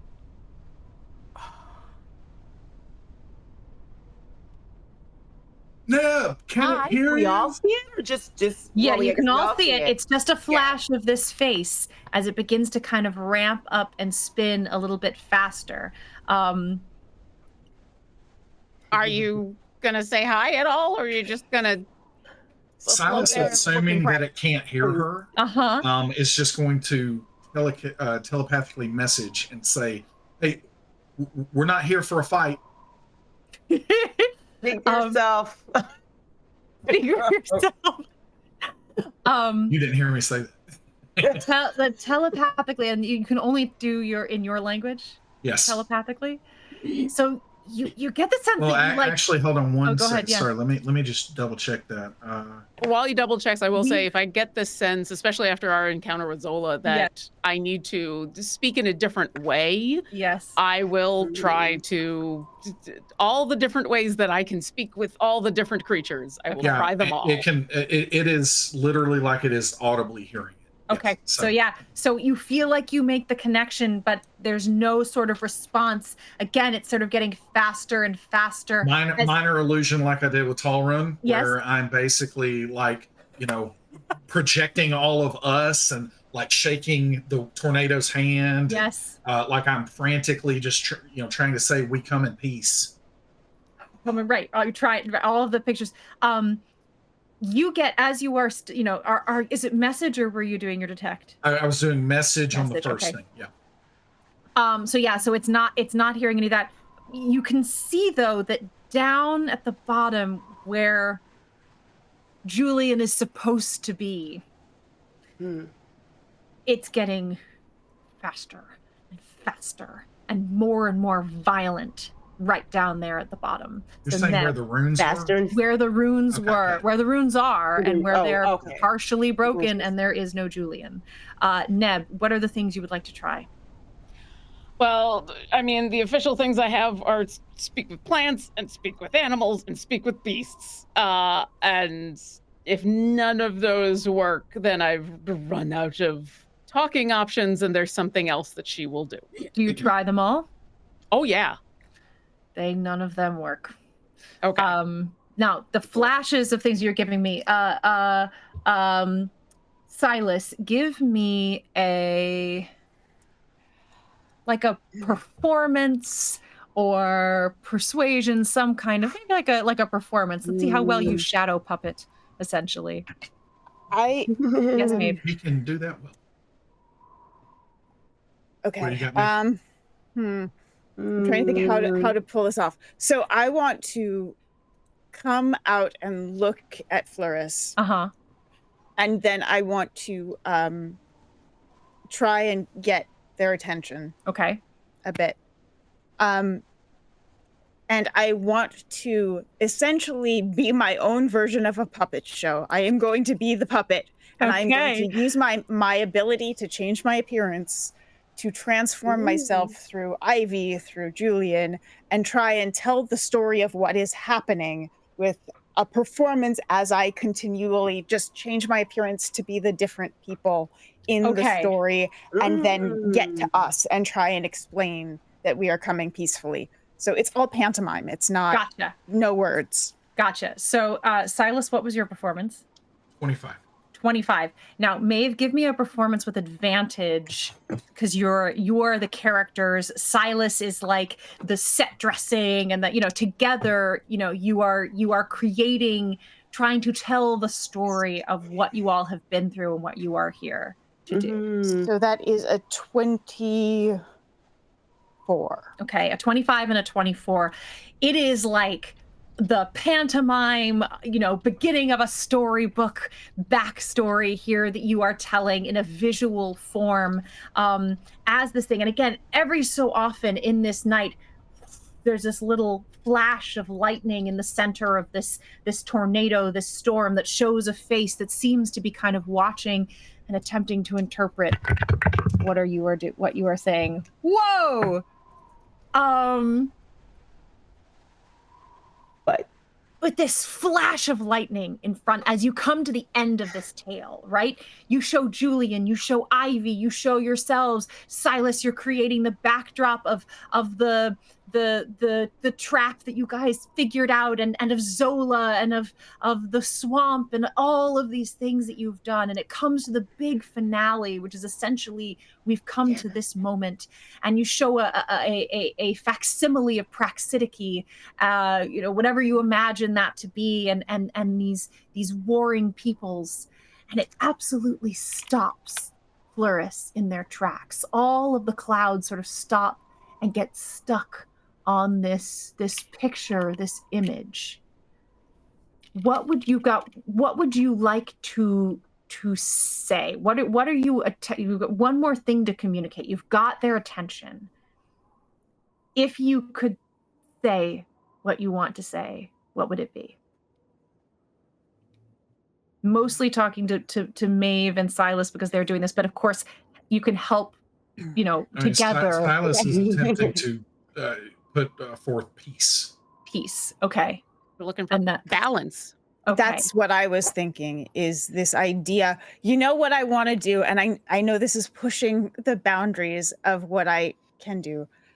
I would like to transform as much as I can using my horns and the pattern on it into Steve. Okay.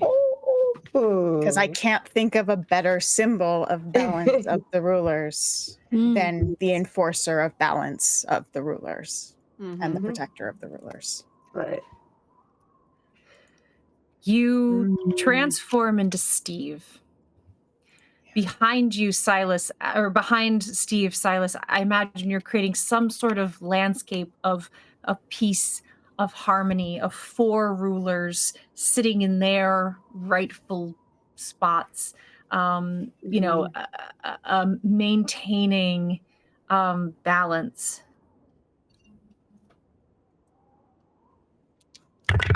Real quick. Yeah, go Is ahead. Floris doing a roll to try to interpret what's going on? Sort of, yes. Would this be a roll that a higher result would be good? Yes. Okay. For whatever reason, there's a little extra wind suddenly floating about that is very comforting because I did roll wheel again. And Okay. so I'm gonna give Floris my omen, and so you can add a d6 to that.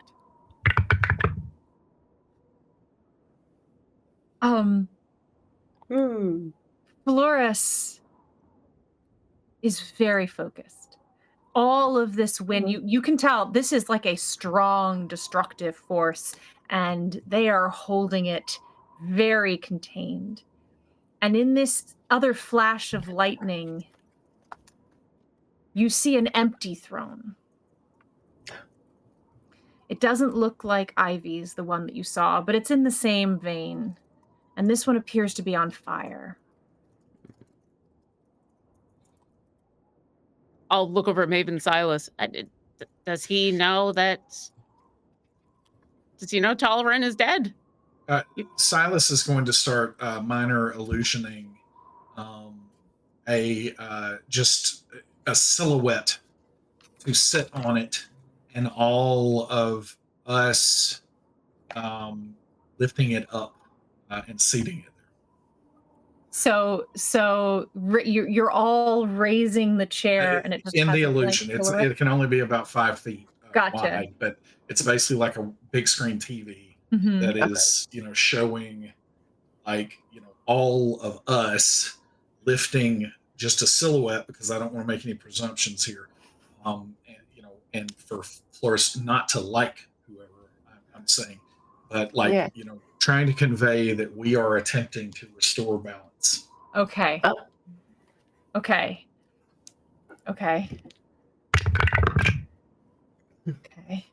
Because that's the thing, is if Floris at this stage doesn't want balance, then we need to know that. Right. It's gonna go down. So at this moment, or even a little bit before, the hut gone. Robin and Fairuza, you are now exposed, and there's Julian, who instantly, sees huge Floris in front, sees that you're trying to sort of keep them occupied and communicate with them, sits back down and closes his eyes against every instinct, and you just see him with his fingers reach out. His mouth kind of moving as it's like he's trying to feel the fabric of reality between his fingers as he tries to sort of find a seam and pull a thread as he works at that very slowly and diligently. Robin is going to have her body in front of Julian against Floris. Okay. Fortress. Okay, so Fairuza and Robin have stepped in front of Julian as kind of keeping an eye on how long it's taking me to finish. Not to be threatening, but just to protect him. Gotcha. Yeah. And I've got a spell I'm holding in case he gets aggressive. Fantastic. Yeah. So Floris is quite focused on this image that you're creating. As soon as the hut disappears, you get a little sense of 2 faces, right? One face is still sort of focused on you, but there's another face over here that seems to have caught on to Julian having appeared. They just sort of, back and forth. You're starting to get a little bit more of a sense of anger And now in the sort of sound of wind that has erupted, you can sense some kind of a language, some sort of speaking that is happening using this wind. Again, it is not anything that you right now can understand, but you are sensing they are trying to communicate with you. None of us understand that language. If we had 10 minutes. Detect thoughts. Can you detect thoughts? I'm going to detect thoughts, and then I Okay. am going to try to go deeper where I can. Okay. So, detect thoughts. What is your? Surface thoughts initially. Is it a wisdom saving throw? It is, but like I do get the surface thoughts no matter what. Yes, of course. But are you going straight deep? Or Yeah, are you... I'm going to go straight deep. Technically, I can't do it until the next round, though. Oh, gotcha. I just don't know if we're around. The surface thoughts are anger, aggression, distrust, this kind of like, you broke into my home and you let out my prisoner, all this kind of like, there's not a lot to trust here, right? So they're into your story, but you have a hill to climb. They handily got past your detect thoughts going deeper. So you don't get anything more than the surface. Okay. All right, I'm gonna try something if everybody's okay with me doing something wild. Yeah, go for it. Do it. And Silas is just going to call out, they're really angry that we've let Julian out. I don't think there's any talking that's going to happen here. So Neb has been trying everything that she's learned over these past 2 weeks to like, how do I talk to this person? How do I talk to this person? And as it becomes obvious that the wind is the way that they are talking. Yes. That little bit of wind that she moved as like a way to encourage him is going to get stronger and stronger. And she is going to start to move an entire wall of wind. It's going to kind of show up in front of us, and it's not going to touch him yet. And she's going to try to use the wind to be the communication link between the two of us. Ooh. And I will cast that spell, and I can concentrate on it for up to a minute. So and what is the spell you're casting? Is it? So it is Wind Wall. It is Wind Wall. I can make the wall 50 feet long, 15 feet high, and 1 foot thick. I can shape it in any way I choose. Oh my God. And then if creatures come into it or try to do things, then it does stuff. Does. But at this moment, I've intentionally, because Neb is trying to use it as a communications tool. So it's more like she's trying to make sounds with the wind. Kind of mimicking maybe some of what you're hearing from the tornado. Yeah. Okay. I'm using that ooh ah ooh ah ooh, and I'm like, all right, I'm gonna just perception check to see sort of how well you can actually perceive what's the sounds coming and then recreate them. Okay, perception, you said? Yes, perception. Okay, that is a dirty 20. That is a dirty 20. You're doing a pretty good job.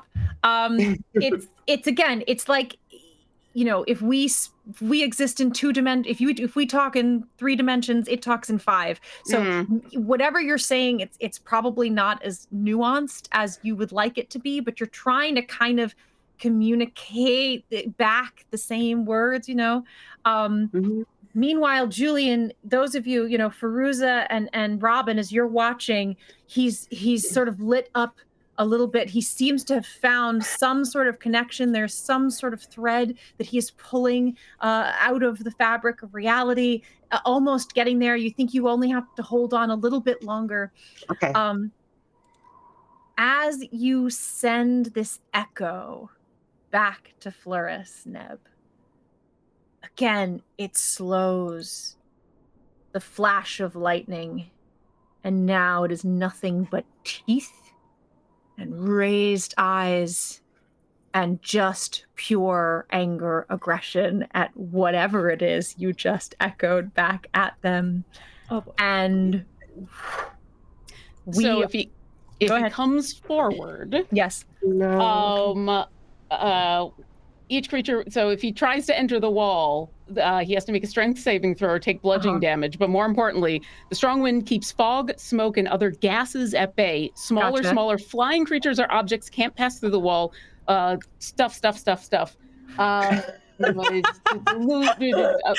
talks about projectiles and everything and boulders. Creatures in gaseous form can't pass through it. Gotcha. Ooh. How wind fights wind. That's she's fighting wind with wind. Fighting wind with wind. I'm on board for it. Let's see. Oh boy. And you said it's 60 feet long. It's sort of in front of you. Yeah, it's 50 feet long, 15 feet high, and 1 foot thick. And she would have put it like right in front of all of us, in between us and him, but not on him. Gotcha. So there wasn't damage at first, but now it is a wall. I don't think it's going to cause damage. I don't think wind is going to cause damage to wind, but I do think that wind can affect where wind can go. So I think I'm going to allow some movement control out of it. But any damage that it would do just kind of gets swept up into it, right? Like it's just going with the same kinetic energy that it has. I am more than happy to turn this into a jujitsu match, and where every time he tries to get through, that it's just like, nope, that way, nope, that way, and I just force him in another direction. So we're gonna kind of go with that, I think. It's going to attempt to it does this to start this sort of initiative, which I think we're going to do in what I call gauntlet. I think we've done this before, where like it's going to go, then all of you will go, and then it will go, and then all of you will go in any order you want. I want a wisdom saving throw from every single person here. Okay. As it flashes a lightning. If anybody wants help before they find out their role, let me know. Is this related to charmed or frightened? Yes, it's going to be related to frightened. So it's going to flash this face at you again, but now it's going to be rushing towards you, like a cloud with a face on it, just sort of coming towards you, specifically designed to terrify you. So everyone needs to make wisdom saving throws against being frightened. Does anyone want any help? I can give one person help in this moment. You have advantage on this one, so. Okay. I could use it. All right. Fairuza will take advantage. For some reason, Fairuza, I'm looking back at you for strength, and then we lock eyes, and you can add a d6. As I'm going. All right. I have no advantages. I think I'll need it. Silas. 18. Robin. 22. 22. Neb. 19. Fairuza. Thank God, 17. 17. Maeve. Also 22. Also 22. Mm-hmm. Maeve and Robin, you are the only ones who keep your cool. Everyone else are terrified. This is disadvantage on ability and attack throws while you are in line of sight of this thing, and you cannot move closer. Okay. With that, Neb, it's just about concentration, right? It's just about concentration, and I wasn't moving closer to him anyway. You got it. And before, when it was more of a forward, like, I'm trying to talk to you, now it's like, I don't want to talk to you anymore. No. I mean, it was an extraordinarily huge face kind of moving towards you in this moment. All of you, even Robin and Maeve, who saved against it, feel this like the intensity of that push through. It does have 2 slams. I just have to sort of see what I think about this. With this, it's so big though. Mm-hmm. I think it is going to try to come over the side. And I think Neb and Silas, Neb for sure, because you echoed back the thing. So here comes.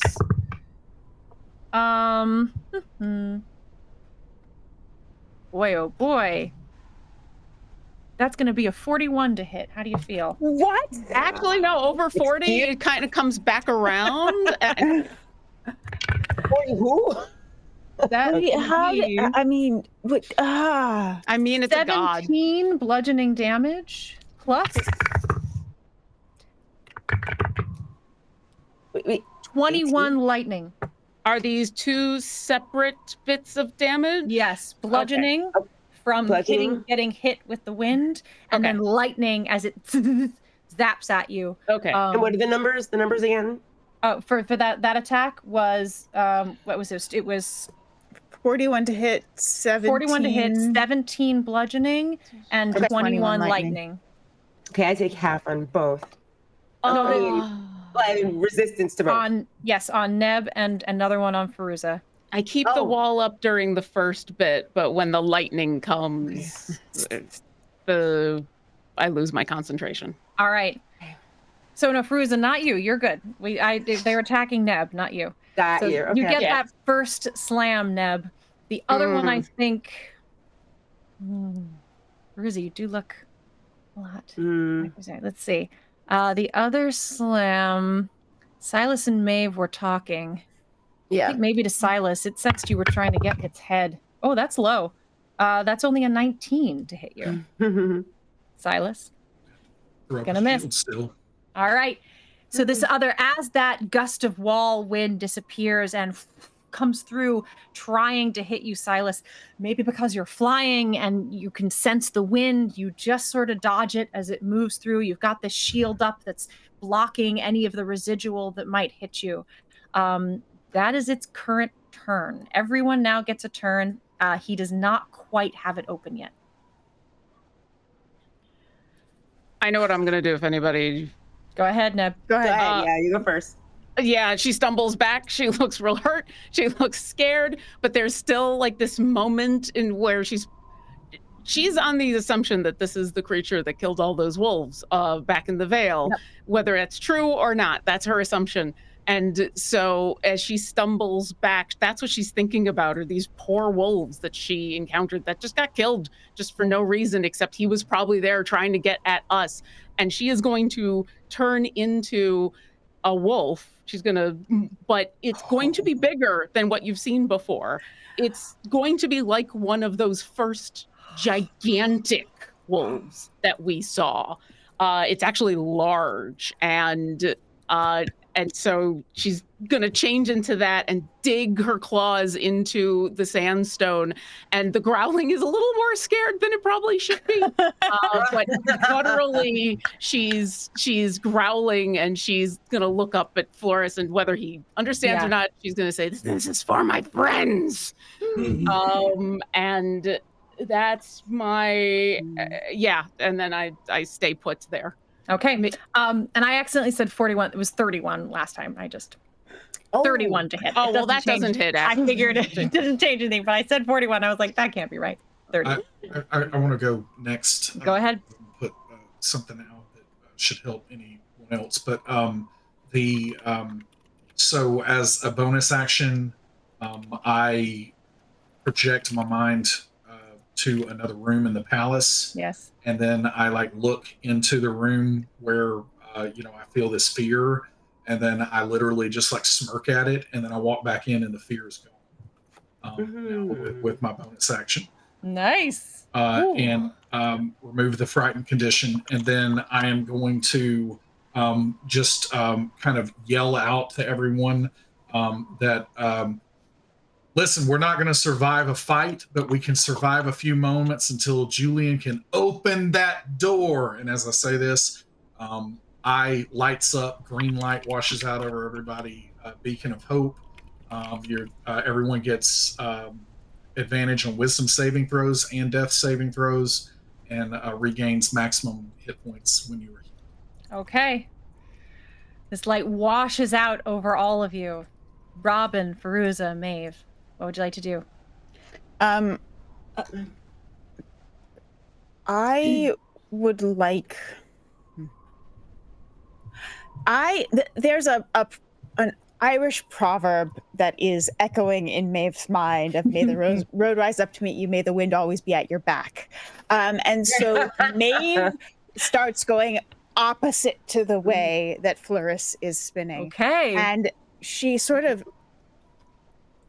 Her wrist she sort of starts spinning her wrist a little, and that grapevine tattoo on her wrist extends out as a vine sprouts from her hand and grasps onto the wall, and she starts using that to sort of swing in the counterclockwise direction around Floris, trying to kind of counter the speed a bit and distract a bit. So I'm going to use my action to dodge attacks. Gotcha. And just be a little sneaky, dodgy friend. Okay. Swinging through grapevine. Nice. What is your dexterity bonus? Like your modifier? +4. +4. Okay. So yes. So as you spring up in the air and shoot this vine and start to swing in the counterclockwise or counter Floris direction, you can see it rather than affecting their like power, it just sort of distracts them and starts bringing them it's sort of like, whoa, something that moves like me a little bit as it pulls their attention. Robin and Fairuza. Sorry. Yeah, you go. Robin is gonna step forward and be like, we just need a minute. I can give you a minute. Banishment. Going to attempt it. What do I do? I am certainly prepping to use my reaction. Okay. What do I do? Charisma 15. Charisma saving throw versus a 15. Oh boy. Okay. Oh boy. I make it. Silvery barbs. Silvery barbs. You want to do it? Go ahead. No. Oh my god. I make it. Okay. Silvery barbs again. Throw the kitchen sink. Do it. Oh my god. Please say it. I have to check. Hold on. Where'd it go? What? Over here. You said charisma? Yes. Whoa. What was it? It was 15 because it's you? Yes. Oh god, I think I just make it. That's a 15. Oh my god. Oh. He's too strong for us. That was so close. That was so awesomely close. The dice tell For the a story. moment, you see the tornado flicker a little, like it's not sure who it is.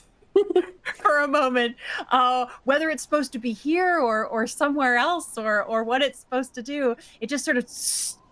And you know what? I'll give you for that because I think you left the kettle on. Yeah, exactly. It just sort of it stops for a minute. I'm gonna give you out of that. Okay, I'm gonna give it disadvantage on the next thing because even though it didn't work, you disoriented them. So we're gonna go with that. All right, Robin. I think you're done there. Fairuza. That was so good. Tried. Okay, you know what? We're basically just trying to distract enough for Julian to have time to finish the door. Mm-hmm. So, have you ever put the like a broomstick in a ceiling fan? It's going. He's literally, raging at this point, gonna attack recklessly. Her axe is a boomerang because it can come back to her at this point. He's gonna throw it at the whirling wind. Yeah, Go ahead, make your attack. Okay. Favors, is this already at advantage? Yeah. Okay, then I'll give my advantage to. Oh, forget it. It was that natural 20, 27. Woo! All right, fantastic. I saw that one come through on the log. Yeah. Funny. Roll your damage. This is so funny. Okay, this plus, let's see, it's what? 11, 15. A 15. Okay. Mm-hmm. Anything else? Oh, do I get, because it's a crit, don't I get? You get double damage, so we'll make it 30 for you. Ooh, yay. Okay. That's, We'll do. wait, we can. I get one more attack. You get another attack. Go ahead and roll it real fast. What am I doing? You want real fast? Let's see. That's a 14. 14 will miss. Was that on Okay. advantage? Because I was trying to give you my All right, advantage. we're gonna do it again then. Advantage. Let's come on. Oh no, that's a 15. Misses. Okay. the end of all of this, somehow this axe hurtling through once and then coming back through, it just cut this hole in it, which discharged a little bit. In this moment, you can see it again. It sort of stops and starts to change direction, now mimicking the direction that Maeve is swirling. And it's starting to have, instead of a wind pushing back, kind of a sucking towards sensation. Everyone makes a strength saving throw. Oh, thank the universe, I'm a wolf. Oh my God, I got a nat 20. Woo! I needed that. Oh, thank God. Okay, I yeah. did too. I did too. 27. Neb and Maeve. I did not get a nat 20. I'm a 10. A 10 and Neb. I am, however, anchored to the wall. That's true. That's true. Okay, Neb. Either of you give that advantage away to anybody? Yeah, Silas has one. I didn't call, so I don't care. Take it, Neb. Roll it again. Let's Neb, see. yeah, Neb, I guess needs. Thank you. Okay, that's way better. I don't know if it's enough. 80, 90. The dirty 20. A dirty 20. And Ooh. sorry, Maeve, what was it? A 10, you said? Do I have advantage too, or no? Oh, well, I don't think we have any more to give, unfortunately. No, No, you I'm were a 10. All right, so a 10 and a dirty 20. Unfortunately, that's not enough for either of you. There's also going to be, what do I say? Okay, so as this is going on, some of you, hold your ground somehow against this. Oh, also Julian, save. Julian's okay. He's holding on and still trying to, just as he sort of pulls it, and those of you nearby can see there's just this little sliver of space that you get to. However, Neb and Maeve gets sucked up right into the center with immediately 23 bludgeoning damage. There's a moment of silence when you are ejected out, thrown against the wall, taking another 26 bludgeoning as you hit the wall. Roll down the side, back to the ground. Go ahead. So I would like to use my reaction to have the attack damage on the second attack. The second with attack, down to uncanny 13 dodge. for you. So it's 13 and 21 is that 23 was first, 26 23. was second. Mm-hmm. Neb. I'm not a wolf anymore, but I am still alive. Okay. Oh, thank God. Maeve is Yeah. alive.